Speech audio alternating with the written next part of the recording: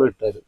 നമുക്ക് ഏകദേശം ഒരു 2000 കിലോ മേലുണ്ടെന്നുള്ള ഉണ്ടെന്നാണ് നമ്മൾ പ്രതീക്ഷിക്കുന്നത്. ഇപ്പൊ എടുത്തു തീർന്നിട്ടില്ല, എടുത്തോണ്ടിരിക്കുന്നതേ ഉള്ളൂ. പച്ചക്കറിയൊക്കെ ധാരാളമായിട്ട് വിളഞ്ഞു കിടക്കുന്നതാണ്. പച്ചക്കറിയും തണ്ണിമത്തനും പച്ചമുളകും എല്ലാം ഉണ്ടായിരുന്നു നമുക്ക്. അപ്പുറത്തെ പാടത്താണ് നയിക്കുമ്പോഴും ഉണ്ട്. അതെടുക്കാൻ തുടങ്ങിയിട്ടേ ഉള്ളൂ. വിഷു പ്രമാണിച്ച് നമ്മൾ ഇതെല്ലാം വിപണിയിലേക്ക് എല്ലാം നല്ല അടിപൊളിയായിട്ട് കച്ചവടം ചെയ്യാനുള്ള പരിപാടിയാണ്. അതെ അതെ, അത് ശരി.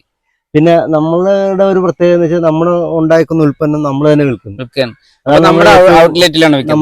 പിന്നെ നമ്മുടെ കൃഷി വകുപ്പിന്റെ ഒരു അഗ്രി ക്ലസ്റ്റർ ഉണ്ട് NH തിരുവിഴ ജംഗ്ഷന്. അപ്പൊ അതിലൂടെയാണ് നമ്മൾ കൂടുതലും നമ്മുടെ പച്ചക്കറികൾ വിൽക്കുന്നത്.